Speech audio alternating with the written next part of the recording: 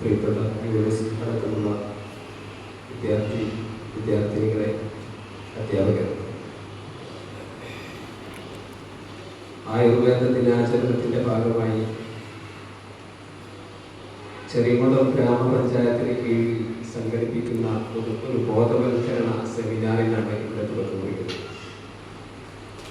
ഇന്നത്തെ സാഹചര്യത്തിൽ നമുക്കറിയാം, ആയുർവേദത്തെ നമ്മുടെ സമൂഹം അവഗണിക്കുന്ന ഒരു രൂപത്തിലേക്കാണ് കാര്യങ്ങൾ നീങ്ങിക്കൊണ്ടിരിക്കുന്നത്. ആയുർവേദമാണ് പാരമ്പര്യമായി നമുക്ക്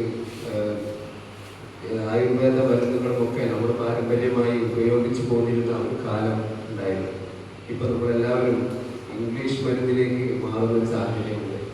ഈ സമയത്ത് ആയുർവേദത്തെക്കുറിച്ചും അതിൻ്റെ ഗുണങ്ങളെക്കുറിച്ചും ഇവിടെ സംസാരിക്കാൻ വേണ്ടി ഡോക്ടർ ഇവിടെ എത്തിയിട്ടുണ്ട്. ഞാൻ കൂടുതൽ സമയം ചെലവഴിക്കുന്നില്ല. ഈ പരിപാടി ഉദ്ഘാടനം ചെയ്യുന്ന നമ്മുടെ ചെറിയകുളം പഞ്ചായത്ത് 7ാം വാർഡ് മെമ്പർ പ്രിയപ്പെട്ട ഇബ്രാഹിം കുട്ടി സാഹിബ്, അദ്ദേഹം വേദിയിലുണ്ട്.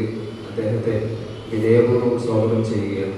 അതുപോലെ ബോധവൽക്കരണ പരിപാടി നേതൃത്വം നൽകുന്ന ഡോക്ടർ അനിത ഫിലിപ്പ് മാഡത്തെയും വളരെ ആദരപൂർവ്വം സ്വാഗതം ചെയ്യുകയാണ്.